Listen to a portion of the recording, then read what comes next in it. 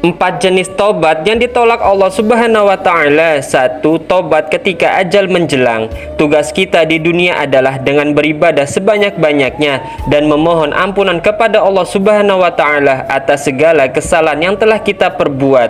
Terlebih Allah menolak tobat seseorang saat menjelang ajal tiba, seperti dalam kisah Fir'aun yang akan mengucapkan kalimat syahadat, tapi Jibril langsung menutup mulutnya sehingga raja yang zalim itu mati dalam keadaan kafir. Yang kedua, tobat membunuh secara sadar. Allah akan memberikan balasan bagi mereka yang membunuh orang secara sadar. Neraka jahanam dan azab yang begitu pedih pada mereka yang melakukan dosa besar ini. Allah Subhanahu wa Ta'ala berfirman, dan orang-orang yang tidak mempersekutukan Allah dengan sembahan lain, tidak membunuh orang yang diharamkan Allah kecuali dengan alasan yang benar, dan tidak berzina. Siapa yang melakukan itu niscaya akan mendapatkan dosa.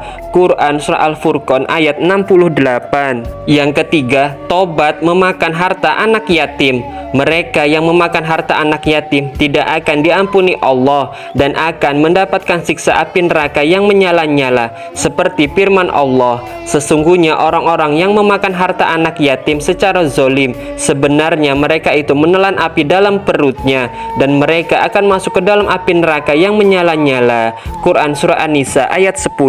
Yang keempat, tobat dari perbuatan syirik. Syirik adalah tindakan menyekutukan Allah karena mereka lebih mempercayai dukun, peramal, batu daripada Allah Subhanahu wa Ta'ala.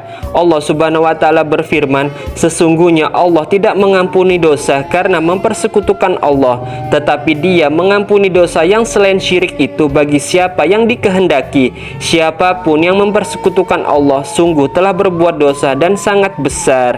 Quran Surah An-Nisa ayat 48. Wallahu a'lam bishawab.